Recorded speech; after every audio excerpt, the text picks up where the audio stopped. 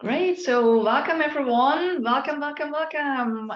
This is our monthly heart-powered speaking community call. And all of you, you know that got initiated with our, as a request from our members from the heart-powered Global Nation members. It said, we want more inspiration. We want to learn more about how to bring our speaking and business to the next level. We want to learn from amazing speakers around the globe, pick up their greatest hints and tips and best practices. That is why we are here together every month to inspire you and empower you. And quite a few of you haven't been with us for a while, so welcome back. Quite a few of you are here with us for the first time, so welcome first timers. Great to have you. And everyone that doesn't know me very well, let me introduce myself very quickly. And also, if you're not part of our HeartPowered Global Nation community yet, with other speakers, entrepreneurs, change makers, please join that as well. And Annalena is going to share the link for that. So, and who am I? Well, you know that my name is Monique, and I'm the founder of HeartPowered Business. Our mantra is speak up, scale up, impact the world. And over the last, I don't know, like I can't even count anymore, 10 years or so, we've really helped hundreds of clients from more than 50 countries to go professional with their speaking and to double, triple, even quadruple their income with our Voice to Millions framework. And I've been a paid speaker myself for more than 20 years, and I've been on stages in more than 25 countries on 5 continents. And if you want to step up and use speaking and the power of your voice to grow your business further, I have a special gift for you today. And every time when you join us, we have for you what we call our Speak to Scale map. And Annalena is going to put the link in the chat for you. It's actually my best 50 ways of how you use your speaking before, while you're on stage, and after you step off stage to really grow and scale your business further. And, this session, just so you know, it's not about me at all. It's all about you, everyone that is here with us today. And it's about our precious guests that will inspire you to really get practical hints and tips from, that you can apply right away in your business with your speaking. You can ask your own personal questions on how you make your speaking and your business flourish further. And also you're here with us to exchange with other professional speakers and change makers. And if you have any high priority projects at the end of our call today, you can let us know and share with each other. And also simply take a break and have fun with being with us. We will make this session, like every session, is very interactive. You can ask your questions anytime in the chat, and then at the end also we have a little bit of more time to answer any individual questions before we get out of this time together. Also, please mute yourselves when you're not speaking, and keep in mind this is video recorded, so when you step up we might switch your video on as well. But I know you're speakers, you love to be virtually on stage, right? So today, what are we talking about? Today we talk about how you speak to sell. How do you really turn your audiences and not only get them at the edge of their seat and give you standing ovations, but how do you turn them into paying clients? Because honestly, getting on stage is one thing, but really, did you know that for me and for many speakers, some of our most profitable engagements can actually be when we're speaking for free, but we really gain a lot of clients this way? Well, today you're here to really discover and get best practice on how you turn any speaking engagement into a paid client contract using Caitlin's 5-step sales wheel. And there you go, I've given it away already. Of course, I invite a very amazing guest every time. And, before we jump into the session today, let me introduce who we have today with us. Her name is Caitlin Cogan Doemner, and she's the founder of the Ecstatic Way and CEO of virtualcoachingsales.com. Well, she's been studying in Oxford University and getting her MBA from Biola University. She launched a sales management company which has generated tens of millions of dollars for a lot of coaching industry leaders. One of her clients being Deepak Chopra. Even some of you might have heard about Deepak, right? So now, Caitlin, we want to know, how did you get Deepak as one of your clients? That's amazing. And Caitlin has published quite a few books already, including The Unseen Sales Machine and Sell with Heart. Goes so hand in hand with our heart-powered business. And she's been invited to speak about entrepreneurship at places like Harvard University and West Point. She's really currently a digital nomad. I know right now you're in the US, but I love that you're actually traveling the world with your husband, with your 3 kids, spreading sales magic everywhere. Well, Caitlin, welcome. Great. I know. Stop praying for rain. At least not on days. Great. So over to you, Caitlin. Welcome. Great to have you. Welcome. Hello, everybody. So good to see all of your smiling faces. I think it's afternoon there in Europe. It's bright and early morning over here in Los Angeles. So good to see you all. And yeah, I'm going to jump in. I kept the presentation pretty short, and because I wanted to leave lots of time for Q&A and just sharing your own best practices at the end. Sometimes it's just more fun to hear what's working for each of you, but there's places in your sales process that you're feeling a little sticky. We can do some brainstorming around that at the end. Sound good? All right, let me go ahead and share. And I will say, Monique, you're the first person that has invited me to speak specifically about sales from stages. This is a new topic for me. So it was kind of fun to explore what that looked like. I'm just going to blitz through this because Monique kind of already shared a little bit about me and my background, studying ancient philosophy and literature at Oxford, and then got my MBA at Biola, and was doing virtual coaching sales, building sales teams for about 12 years now. I've been doing that for coaching industry leaders, and do love speaking on stages. It is so much fun. That's not where I started. So I started as just a stay-at-home stepmom looking for ways to make money. And it started with real estate and MLMs, and I taught art classes, and I spent lots of money with those little whimsy bear characters that you see. I zeroed out our savings. I maxed out our credit cards. I pretty much did everything wrong as I was getting started. And I realized that there's sort of a hierarchy as we're building our businesses. And for me, kind of like Maslow's hierarchy, you start with physical safety and then psychological connection and then self-actualization. For me, it just started as I need somebody to clean my house. I do not want to clean my own house. And then it was, well, I want to get my kids in private school. And then I want to bring my husband home from his corporate job. And then once we were able to do that, it was, I'd love to travel the world. And so as Monique shared, that's what we've been doing. For the last about 2 years now, we've gone through 21 countries, over 5 continents, including Antarctica, traveling the world, and we still need to reach India, Africa, and Europe. So we'll be coming to visit you guys next year, probably this summer. And what I found interesting is that as soon as one dream is fulfilled, a new dream is born. And I'm sure if you guys look back at your own journeys, you'll see that every time you achieved one goal for yourself, there was a new mountain that you wanted to climb, a new achievement that was exciting to you. For me, while I was traveling, a new dream was born, and was, how do we end emotional suffering in my lifetime? And the goal was, how do I teach this Ecstatic Way methodology to 1 billion people? And so for me, the mission, the vision, the work that I'm doing in the world is, how do I empower 1 million game changers like you to change 1,000 lives each? Because when you're doing your work, you're not just changing an individual, you're changing their family, you're changing their community. There are ripples of impact and legacy. And so that's the work that I'm doing in the world, just to give you some context of why I think it matters for us to build our businesses and to do the work that we've been put on the planet to do. So Monique shared our 5-step flywheel, and this is really important. I kind of feel it's the foundation to the work that we do in our business coaching. And because most people think of sales as a funnel, and they put a lot of time and a lot of energy and a lot of money trying to get cold people who have never heard of them and stuff them in the top of the funnel. And then we work their way down, and then there's a hole at the bottom of the funnel, and it's just chaos. Now we'll talk about funnels, and the way I think of them more is more like chains, links that take you from, you've never heard of me before, and we walk you through a series of engagements until we can serve you at the highest level.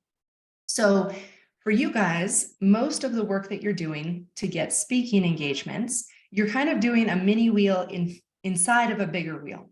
So you might do a small wheel as part of your marketing to get your speaking engagements, and then think of your speaking engagements as that first step, the engagement step in your flywheel. And the goal of a flywheel is that everything you do in your business feeds the momentum of everything else that you're doing in your business. So most people are familiar with engage and educate and enroll. It's the traditional sales and marketing route. We'll touch just briefly on the evaluate. This is how are you measuring your client's success? How are you ensuring that they're making progress and that you're delivering on your brand promise so that in the last step, you can gather testimonials and build case studies and use those endorsements to fuel your marketing engine into the engagement step. So for you guys, as you're thinking about where did I get my best speaking engagements from, think through that wheel. Were you referred to that? Did you do research on that? How did you get your best speaking engagements? And then see if you can replicate that and follow that system. Now, I was thinking about this, and there's probably more ways. Monique will give you 50 ways that you can monetize your speaking. I wanted to focus on the 3 ways that most people think of. The first one is getting paid to speak, right? That's usually most people's goal. I want to be a paid speaker. I want to get paid speaking fees. The second one is selling from the stage. I will reveal my hand, say that's my personal favorite of the 3. And then we're going to spend most of our time today focusing on the third one, because it's actually the easiest. And you can turn any speaking engagement into a paid engagement by getting people onto your list and then nurturing them into a sales call. So Monique is the expert at getting paid to speak. I don't have a system for doing this because this is not where I make my money.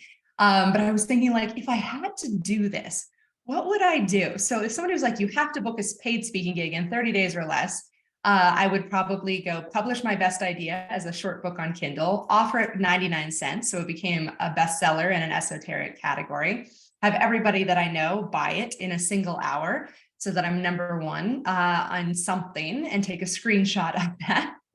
I would simultaneously go out and get some gorgeous headshots, put all the amazing things that I've ever done into a single one sheet. I would take any video footage I've ever done on stages, put it into a sizzle reel, have people say nice things about me on camera and intersperse it with some testimonials. Then I would go to ChatGPT and ask it, what are all of the speaking engagements focused on my demographic happening in this geographical location within this period of time? Then I'd hire my VA in the Philippines to apply to all of those places. I'd social media stalk them. I'd send them emails. I would make them phone calls. I'd explain that, well, my usual speaking fees are $5,000 because it's Women's History Month. I'll discount it to half price if they can cover travel expenses. And when should we hop on a phone call? So that was just as I was brainstorming yesterday, like, this is a challenge I haven't even tackled before, but that's probably what I would do. And Monique has such a beautiful system to make this a revenue system for you in your business. The problem is that for me, it feels like you max out your income pretty quickly. And the ones that I've heard, my professional speakers, they are always traveling. They are always on the road. And some people love it. For me, I have 3 small kids. It just wouldn't be feasible. And then the biggest downside was that when COVID hit, this business model sort of got shut down for a couple of years. Now, hopefully we don't have any more international shutdowns in the future, but it made me realize that, like, there's some danger zones. There's some hot spots to this business model. So we want to supplement this business model with things like selling from the stage. I already mentioned that this is my favorite because you can easily 10x whatever you would get paid as a speaker by selling from the stage. So I have clients who consistently will pay up to $40,000 to be on stages because they can walk out with $200,000, right? It's a 5x return on their investment. Personally, I would probably, depending on the room, sell a $1,000 offer, try and get 25 people in, walk away with 25,000 cash and some really solid leads that I can convert into higher ticket programs. So the downside with this is that you need to make sure that the event that you're selling at allows sales from the stage. So some do, some don't. The ones that do often require you to pay to play.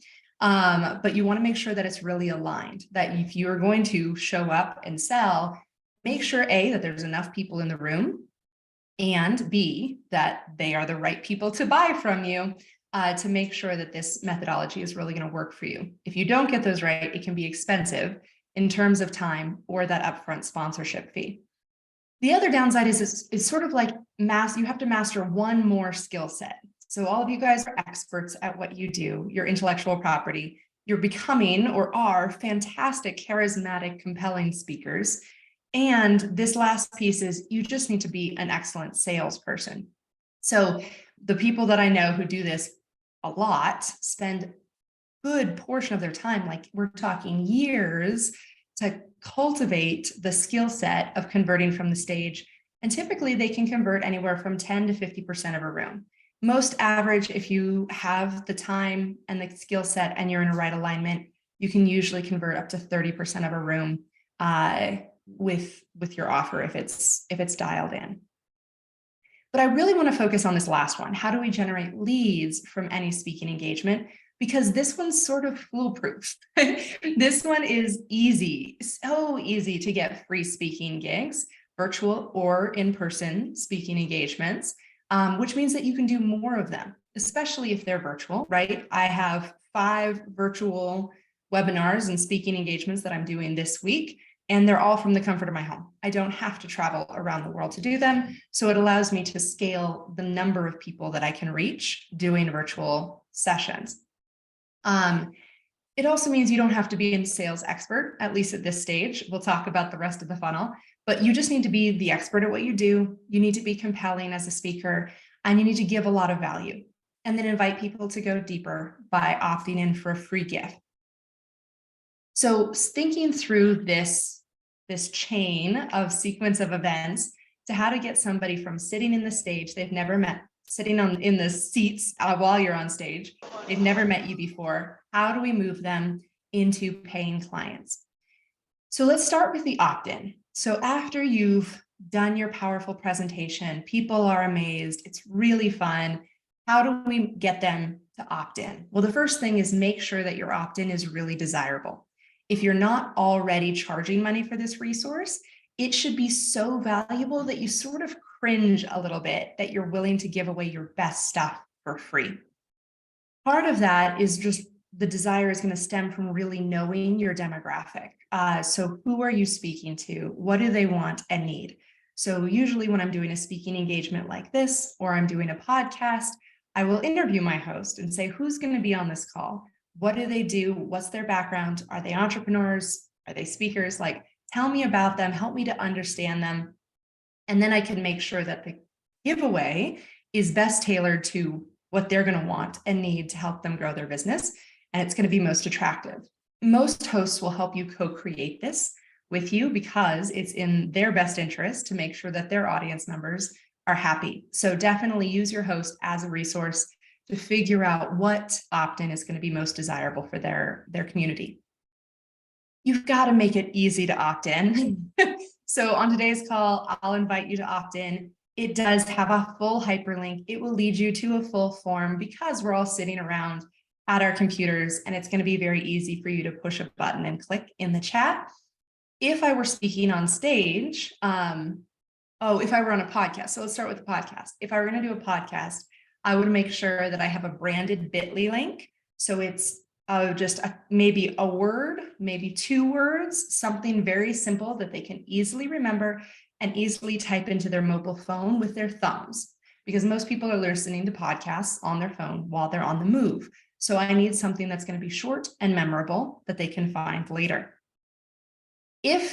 Speaking of mobile phones, like if you're on stage and they're actually sitting in a seat, you don't want to make this hard for them to like be distracted for very long. So I find that text messaging is the best when I'm on stages. So it might be something like, hey, please text book, BOOK, to 545454, whatever it is. Give them an easy way for them to text you. You'll also notice that in the later parts of the funnel, I love having their cell phones because I actually want to give them a call and send them other text messages. So that ability to get their phone number is really fantastic. And if you're using a CRM, I use Go High Level. If you're using a CRM that allows you to do some programmed things, when somebody texts me this thing to this number, then it sends a reply that says, fantastic, what's your first name? Or send me your email address. and we'll get that sent over to you. So you can do an automated response, nurture sequence, to get them to the next step. So that's what we're going to talk about. And that next is this nurture sequence. If you don't have a CRM that you use right now, probably the best free one that I found is ActiveCampaign. I personally love Go High Level, but I have a whole team that manages it for me because it is not like it and Infusionsoft, which is now called Keep. These bigger CRMs, HubSpot would be another example.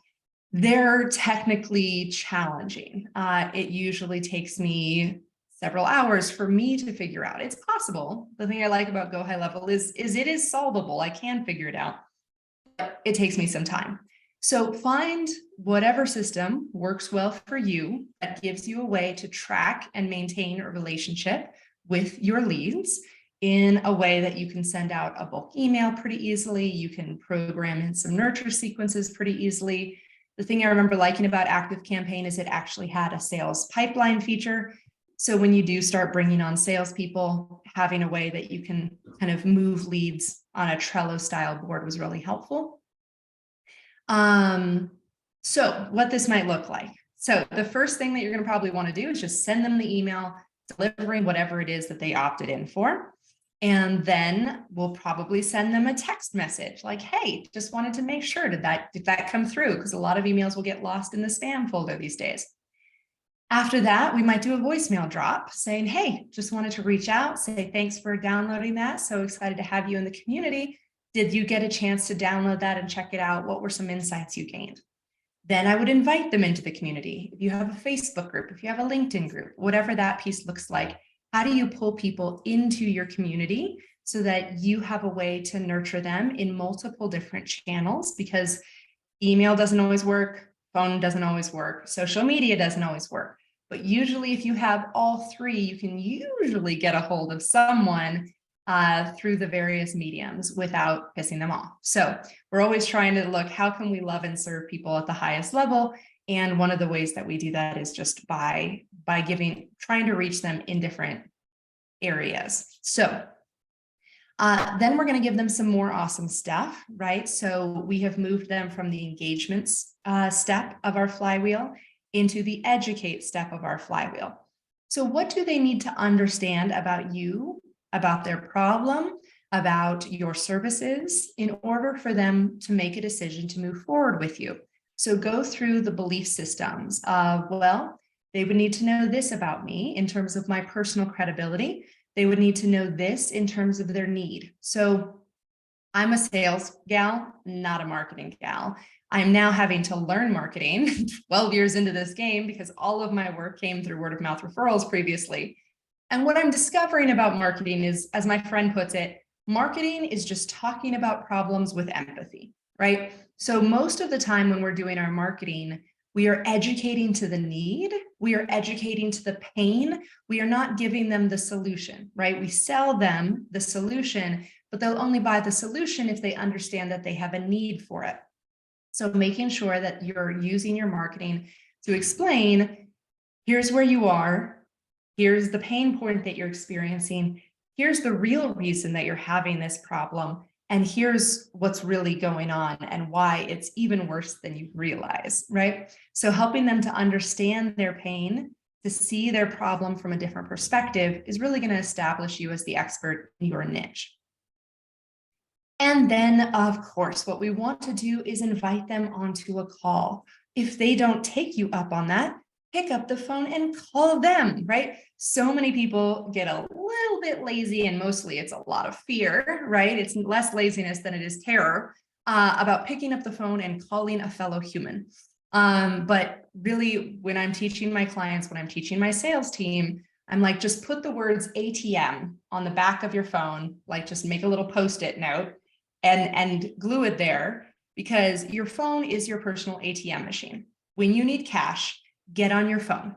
It is the way that you pull money out of the ether and put it into your bank account.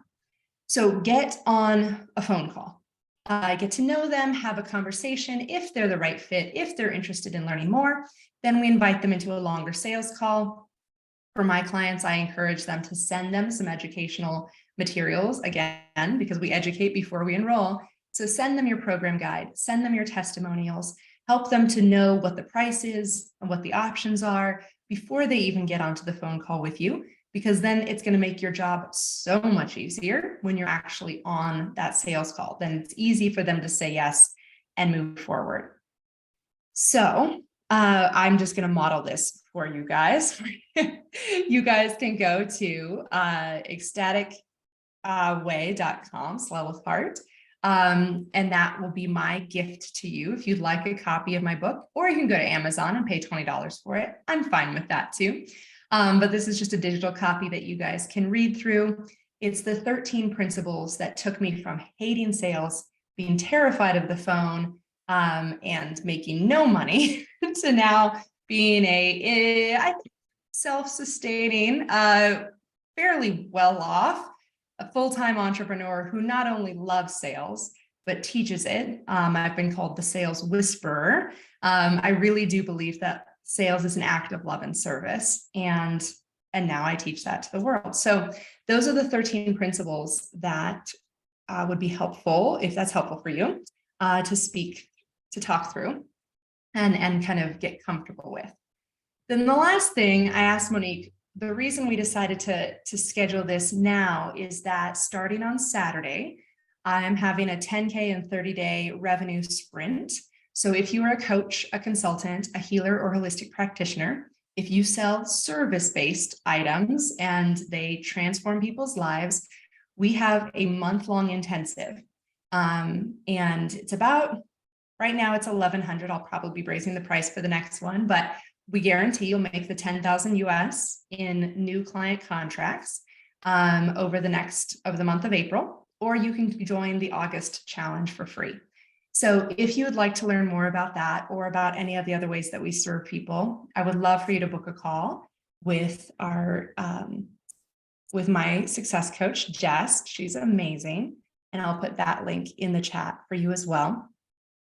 But if you'd like to experience what it feels like to go through a sales funnel, have an experience of a conversation with somebody who loves you and sees a bigger vision for yourself than you even do for yourself, Jess is amazing. She's sort of my mini me. I've trained her. She's fabulous. And most people give her testimonials after they've worked with her. So would really love to have you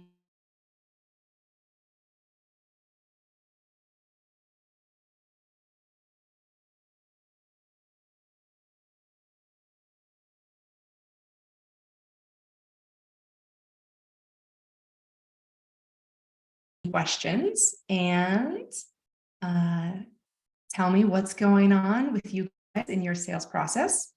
And Monique, I just got a notification that my internet is unstable. So if I need to call in, just let me know. You were interrupted a little bit on my side. That's okay. We have you all back, and thank you for the inspiration and everything else. So I would like to open the room for everyone. First of all, I'd like to hear from you as well in the chat. Like, how are you guys really using speaking to attract clients? Are you actively doing it? Hand on heart, right? On a scale of 1 to 10, where are you right now? 1 is I don't do it at all. 10 is yay, I gain all my clients mostly through speaking. Where are you on that? Where are you right now? And where do you want to be in 6 months from now? Put that into the chat, okay? So I see a lot of you are on 1 or not yet, or maybe in the future. Great, okay, 3, Sam, fabulous. Okay, question is, my friends, where do you want to be in 6 months from now? From where to where do you want to go? If you're 1 or 2 or 3 right now, where do you want to be in 6 months from now, right? Maybe you can put in and say, hey, I want to go from 3 to, I don't know, 5, 6, 7, or 10, or 12, right? If you're super ambitious and a high achiever, right? And Diana's saying, you're still in a 1, but aiming to get to a 10. Great. So then what questions do you have for Caitlin to really help you to step up with your number? Why don't you put some of these questions into the chat? What do you need to know? What do you think is needed for you to get from wherever you are right now to this juicy new number? What do you want to know from Caitlin? What would you like to know?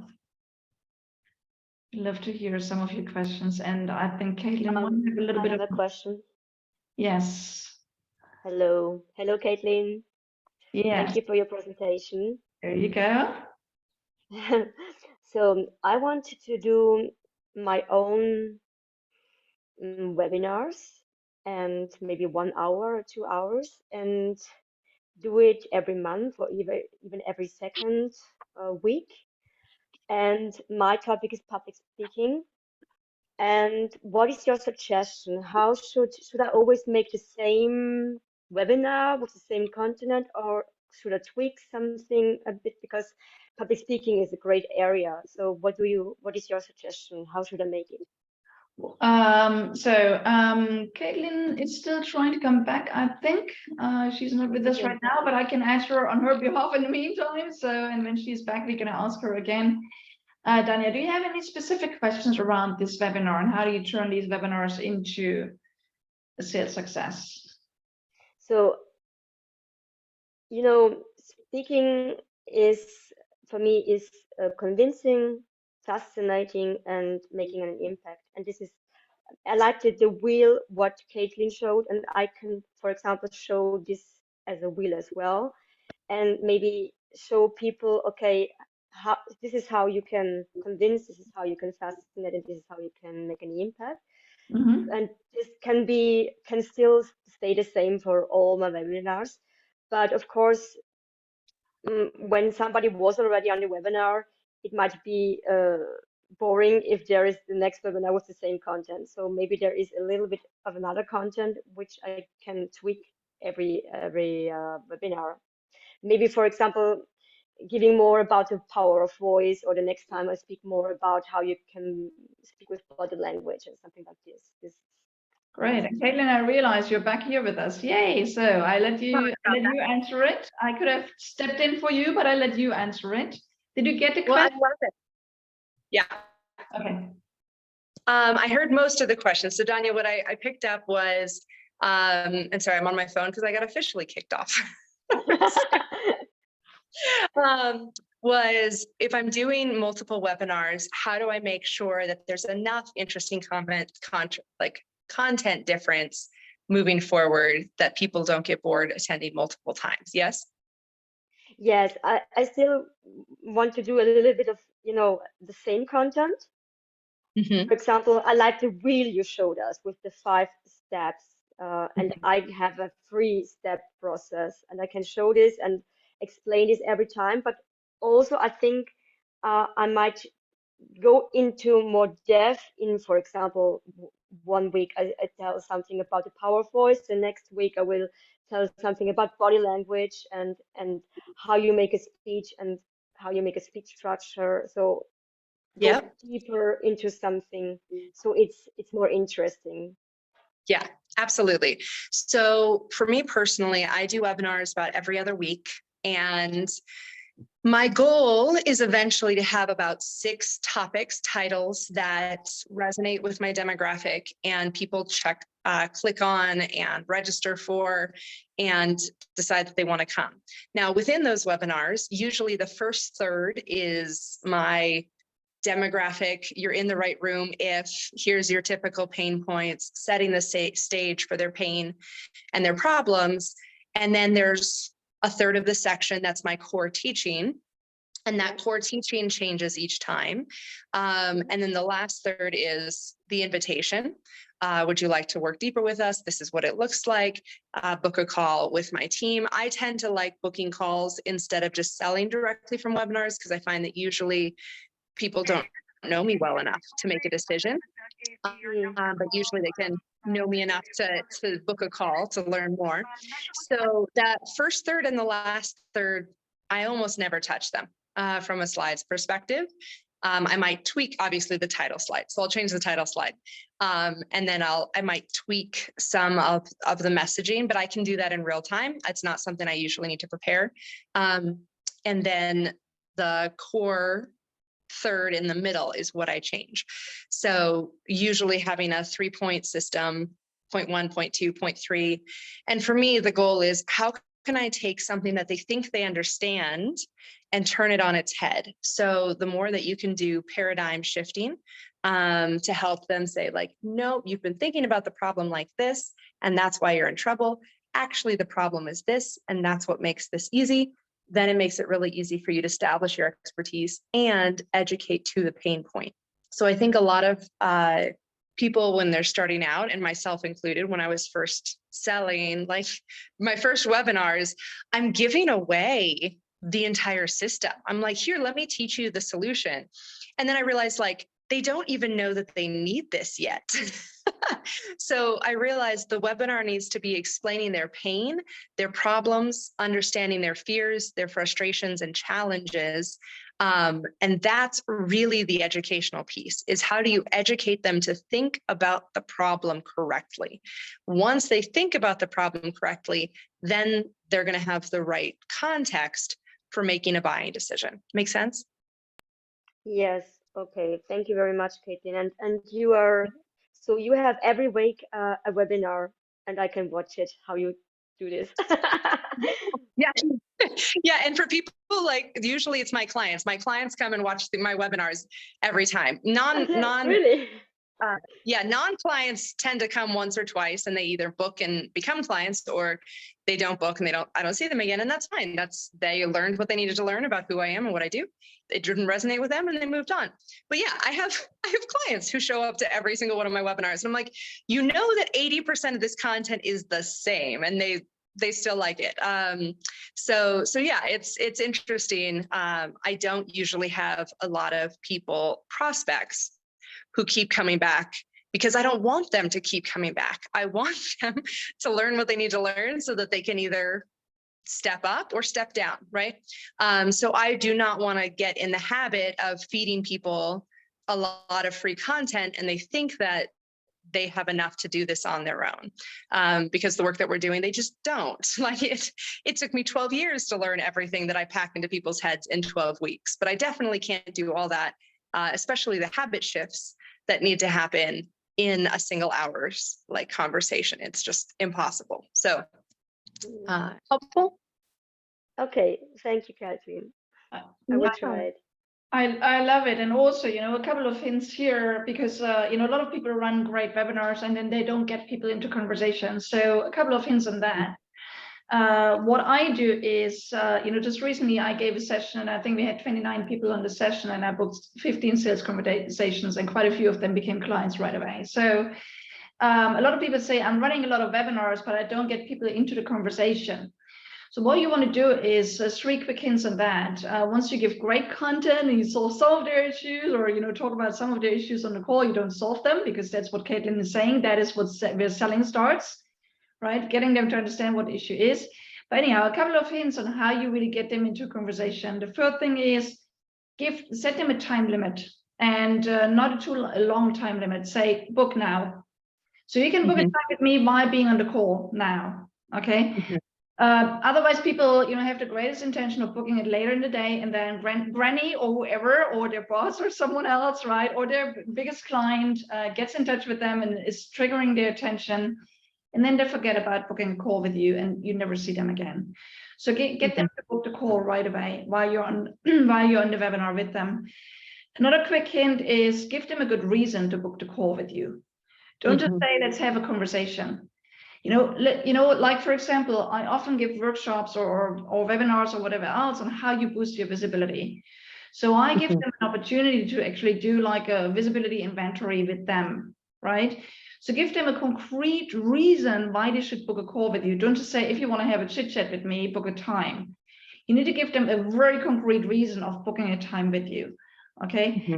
And if you want to, you can even give them a guarantee and say, hey, if you're not picking up at least 1 or 2 amazing hints from me, then I pay you $100 or something, right? I mean, that is a little bit juicy, but I'm doing that, and no one has ever asked for their money back, okay? Because I know that when we are talking, we create massive breakthroughs and perspective shifts.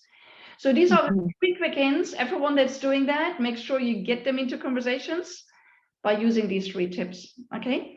But thank you, Danya, for your powerful, great question. And I know a lot of people that are with us today want to run webinars. So there's another question from Sumya, actually 2 questions right away. And let's answer them together. Caitlin, you first, and then, also they're a little bit speaking related.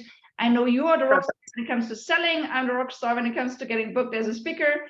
But anyhow, I would like to hear your ideas on that as well. So Sumya is asking how to get invited to speak at corporates and colleges and be paid for it? Yep, that's your question. Okay, there you go.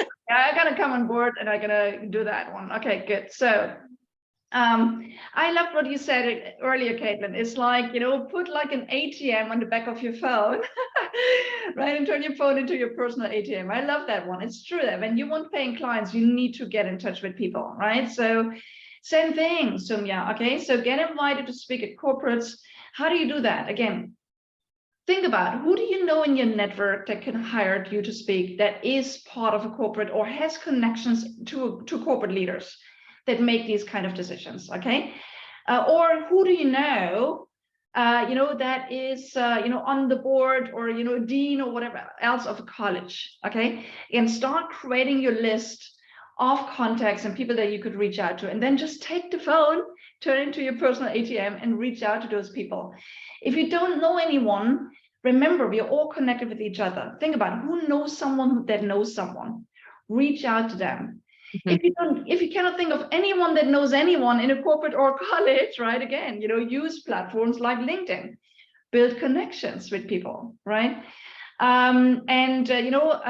Here is a very juicy thing I heard someone say, in a show that I listened to recently.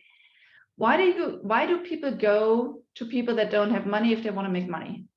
Well, go where there is money. Okay, meaning that corporates have money. Corporates hire paid speakers if you want to be paid to speak, right? Yep. Colleges, depends. Private colleges, probably. Okay, so go to places where there's likely money and they have often a budget to get you paid to speak. Here's a quick hint on that one. Ask to be paid to speak. So many people invite people to speak and they think like you're all doing it for, I don't know, a bottle of wine and a bouquet of flowers. No, we are professional speakers. We want to be paid to speak. So ask to be paid, expect to be paid, and ask for what's your budget. Okay. Next question. Oh, do you want to add anything, Caitlin, on that? Nope, okay. That's not my wheelhouse. There you go. Okay, so what's the best way of getting an audience for such a webinar or podcast in your experience? I think that is a good one for you, Caitlin. How do you get actually a good audience? Right? There you go.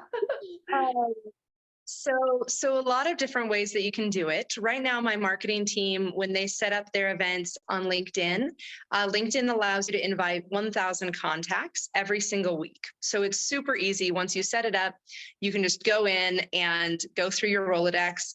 I have thousands of people. So for me, I'm trying to reach coaches and consultants. So I will do a keyword search for those words in their title. And then I will organize the list and then I'll send out my 1,000 invites. On Facebook, you get 500 invites per event. So if you set up the event in Facebook and you can invite up to 500 people. So just, you can do massive outreaches. And the nice thing is it's not very pushy. So my VA is constantly going into LinkedIn and expanding my network by just offering, like sending out connection requests to my ideal demographic. And then when they come in, I don't really do the, let's hop on a call now. I know a lot of people do that and it's successful for them.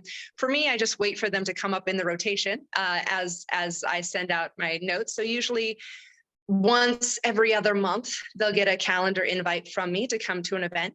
And for me, that works pretty well for me to nurture that social media. The other nice thing is to do joint ventures. So people who already have your ideal demographic. So for example, Monique invited me to come speak to you guys because I know that there's coaches and healers and consultants inside of this group. And so it made a lot of sense for us to collaborate and partner. Now, for Monique's organization, when I'm doing joint ventures, I don't tend to have the same structure that I use on a webinar. You guys will notice I didn't do any talking about pain. I didn't do any real selling. For me, it was just, how do I give value to that community? So for me, just because my relationship with Monique is the most important thing, it's all about how can I give as much value? I'm not treating it like I would treat my own webinar. But joint ventures are a great way for you to do that. You can also do simple things like lunch and learns to corporations, giving value, saying, hey, would it be all right if I came in and did a quick 30-minute rah-rah for your group to help get some energy up, get them inspired? I think you'll see a great positive uptick in communication and productivity afterwards. So it can be pretty easy for you to get some of those kind of speaking engagements. Podcasts, I would say just organize the list of kind of what you're looking for. So there are literally hundreds of thousands of podcasts. I already mentioned ChatGPT. ChatGPT is like Google search engine on steroids. So literally last night, I just said, make me a list of all of the events that are coming up that speak to female entrepreneurs in the United States in the next 6 months. And it shot me out a list of 20 events that I could go research. Similarly with podcasts, you could say, could you make me a list of the top 100 podcasts that speak to female entrepreneurs or whatever that is? Then you can go and you can organize them. And for me personally, if I were doing this, and I will be doing this in the next quarter, I plan on starting at the bottom, building my repertoire with my own friends and network podcasts, getting testimonials from the podcast hosts themselves, and then slowly work my way up till I get to the On Fire, the Timothy Ferriss, right? Those ones that have millions of downloads, but you kind of need to earn your right onto those or pay to play on those stages. But I don't have enough of a infrastructure built to maximize those leads yet. So you have to have the funnel built before you start getting speaking engagements. Otherwise, it's just practice because you're not going to convert anything into paying clients. So yeah, it's thank you for that question. Right. Okay. We have another question from Sam. He's asking, I'm looking for help to close the gap between bidding for in-person paid speaking contracts to doing paid speaking gigs. I don't know, Sam. Do you want to elaborate on that a little bit? I just bring you in here. Yeah. All right. Should I go for a minute? Yeah. Just Okay, cool. say a little bit about where your question comes from, so we can. Yeah. So I'm using bidding platforms where people are looking for motivational speakers in leadership, mental health, that kind of thing. You pay to uncover the lead, and then you basically contact them. So sometimes it's on a call, sometimes it's an email.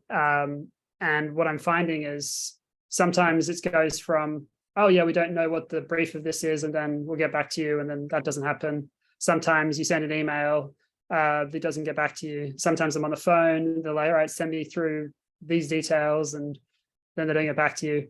And it's like, all right, there's a lot of that happening, and it gets expensive, just constantly doing that. So I'm trying to figure out what's missing, which would be more effective. In other words, what is it actually that someone who's trying to find a speaker is looking for in initial communication, so that they know that you're the kind of person who would make a difference to what the event is on.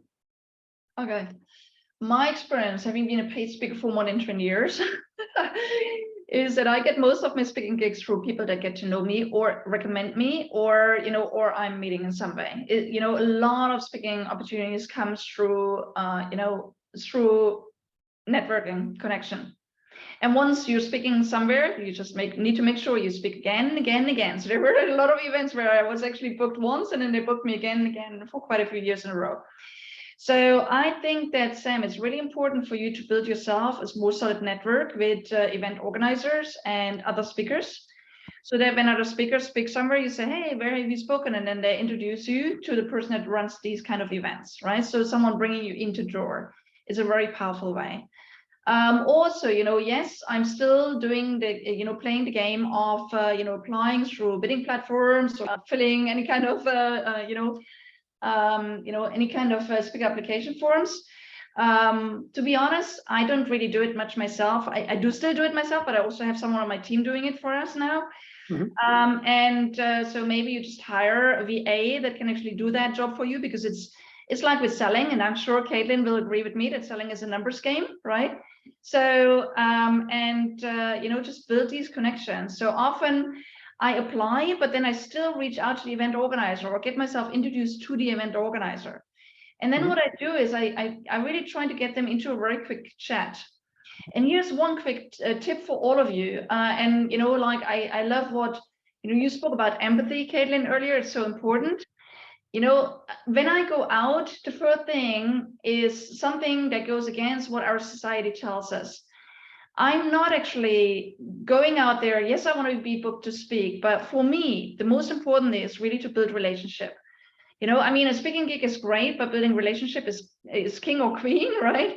So I rather ask myself, what can I bring to that event above and beyond me being a speaker? So, you know, again, for me, like if it's an open event, I'm really thinking about, is that an event I would like to promote? Okay, or is this something else that I could actually support the event organizer with? So when they feel, because a lot of event organizers, they're very busy. If it's a very prestigious event, they get hundreds of applications every single day. How do they find you in the crowd? They find you by you reaching out in a different way with a different message, showing them you care about them and their event in the first place. So these are just some hints and tips, Sam, for you. Okay. So just on that, the platform is not something where you have hundreds of applications. So the maximum is like usually 2 or 3 that they have, like, and the maximum works is 5. So it's quite different to maybe what you're talking about. And it tells you the amount of money that it is, if they're clear on that. Sometimes they'll tell you a brief. Most of the time they'll tell you whether the date is, like, it's very, very factual about it. So I'm not sure. Sam, do you mind sharing that resource? I'm sure other people, I'm curious about it to see how it works. But I was going to say, I'm with Monique, right? It's laser. You treat them like a sniper, right? You go do your research, you stalk them on the internet, you research their event. And if you're going to do a cold pitch, you do a cold pitch that sounds like you've been studying them for several hours, because you have, right? And then the second thing is I would hire a VA, right? I need external accountability, and you can find people with master's degrees in the Philippines who are working for peanuts by our standards, who can just keep the ball moving. They may not be able to make up the right answers for you, but if you keep coaching them every day while you get on the phone and their job is just to move each application forward, you're going to quickly build a Rolodex tracking everything that you've ever said and every question you've ever answered. Soon they'll be able to pull from the information that you have given them and you have trained them on, and they can start becoming increasingly autonomous. Okay. Yeah. So one of the things, the reason why you pay for it is so you don't have information of the person, so you can't actually contact them. So that's the whole idea, is you can't research it. You can't find out about the event unless they've actually put any details in. So you pay money. And if they choose not to get back to you because they just can't be effed, or they have other people, then that's their prerogative, obviously. But that's kind of what I'm noticing with this kind of system. And it's like, this is just me kind of testing out the waters in something around speaking where, usually in the past, it's just like people are, hey, you pay £5,000 and to get on stage. I'm like, I don't want to do that. I don't have that kind of capital right now. And I'm a coach. So that's not what I'm looking to do. This was like, all right, let me see if this can actually work. And I was just seeing if there's actually something in the actual what I'm writing, which isn't, what is needed. Like maybe I need to say like, okay, these are 5 different speeches I could give on these topics or something like that. So that's the kind of, key information that I'm questioning, not what should I do outside of the way that I'm already doing it, if that makes sense. So yesterday I gave a session on how do you write your speaker bio, and what do you say to really trigger people's attention. So again, you really need to be crystal clear on, why do you want to speak at that event to that kind of audience? What do you specifically bring to that audience, and what makes you stand out, right? Yeah. When I see speaker bios, they sound like everyone else. You don't want to sound like everyone else. Another thing is use concrete language and not abstract language. So what I mean with that is a lot of people speak about, I helped you to increase your, your whatever ROI on by running the best marketing campaign. Well, what does that mean, right? Everyone is saying that kind of thing. But instead of saying, we use our, this framework to, to reduce your marketing costs and get double the number of clients or prospects, that is something concrete. So you want to weave these kind of concrete promises into your application. Yep. So you really trigger interest here. They say you have something, a proven framework that gets them from here to here in a proven way. That is very likely that then they pay attention to inviting you as a speaker, because a lot of people just waffle around in their applications. So these are just some hints and tips. And if you want to have a conversation, we can stick our heads together, Sam, and see what else and how are you applying and having a look at what you say and how you can say it in a better way. Okay. But I still believe, yes, bidding is great. And still, if they already know you or they know someone that knows you, you're already above and beyond everyone else that applies. Yeah. Okay. 100%. Thank you. Great. Okay. I think we still have, okay. So, Caitlin, do we still have you here? Yes. Yes. I was Don't see just you. replying. Do we say I was questions? reply to Patrick because I have a hard stop in 2 minutes. So All right. he was Okay. asking, what's an example of a reframe, a paradigm shift? And so for me, it was like, a lot of my heart-centered people are like, well, I don't want to sell people. I don't want to be salesy. And they think it's because they love people. And really the paradigm shift is you need to love your clients enough that you're willing to get uncomfortable for them. And you have to love your clients enough to be willing to make them uncomfortable. So you need to be able to hold sacred space for them to confront the things that are uncomfortable and face the uncomfortable truth that their life is not where they want it to be, so that they can make a powerful decision to move forward. So Patrick, hope that helps. That's my favorite thing to do in the world. Positioning people and creating that IP paradigm shifts is my favorite. I love it. Right. Love it, love it, love it. I know you have a hard stop in a minute. So Caitlin, I think we should round it off. I know that we're going to invite you to be part of our HeartPowered Global Nation. So, you know, if any more questions come up, we let you know, and then you can answer them there if you want to. In any case, friends, okay, I'm sure we gave you a lot of insights, a lot of suggestions already here. So you just pick your favorite thing, your favorite golden nugget, and turn it into action right away. Definitely check out Caitlin and, her upcoming challenge and the special gift that she shared with us. And all of you, just again, as we always say, just keep creating your own magic. Use the power of your voice to inspire more people to, and again, don't only inspire with speaking, give them a reason to connect with you. So you don't only inspire them, but you take them by the hand and you start guiding them through a transformational journey to really get them from where they are to where they want to be. Otherwise, you inspire them and then you let them down. You don't want to do that. You really want to help them, lift them up. Okay. So as we always say, keep creating your magic and speak up, scale up, impact the world in your own powerful way. And we'll be back with another amazing guest in April. So for now, thank you all for being on with us today. We look forward to having you back with us in April. And in the meantime, we'll be in touch. And speak up, scale up, impact the world in your own powerful way. All the best for now. Cheers.